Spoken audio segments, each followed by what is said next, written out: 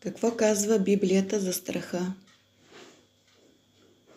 Не бой се е най-честата заръка в цялото писание, повторено 365 пъти, следвано от втората по честота заръка радвай се.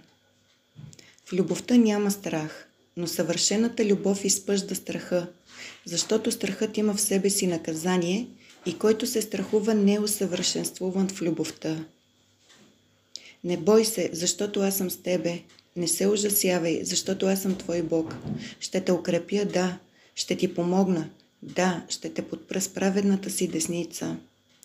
Господ, Той, който ходи пред тебе, Той ще бъде с тебе, не ще отстъпи от тебе, нито ще те остави. Не бой се, нито се страхувай.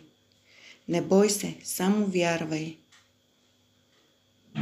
Защото Бог не ни е дал дух на боязливост, а дух на сила, любов и целомъдрие. Не 2 ливръпчета се продават за 1 асарий, и ни едно от тях няма да падне на земята без волята на вашия Отец. А вам и косите на главата са всички преброени. Не бойте се, проче, от много от връбчета вие сте по-ценни. Защото ти каза, Господ е мое упование, Всевишния си избрал за твое прибежище.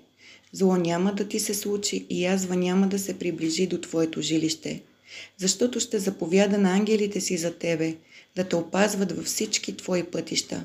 Ще те понесат на ръце, да се не спънеш о камък с ногата си. Да тръгне и по долината на смъртната сянка няма да се оплаша от злото, защото ти си с мене. Радвай се всякога в Господа. Пак казвам, радвай се. Повярвай ми, ако ти знаеше този, който е с теб, нямаше да се страхуваш от нищо в този свят. Ако това видео ти беше полезно и искаш да проследяваш още такива видеа, подкрепи ме като се абонираш и харесаш това видео. Self-Helper и в YouTube за християнски ценности, психично здраве и подкрепа.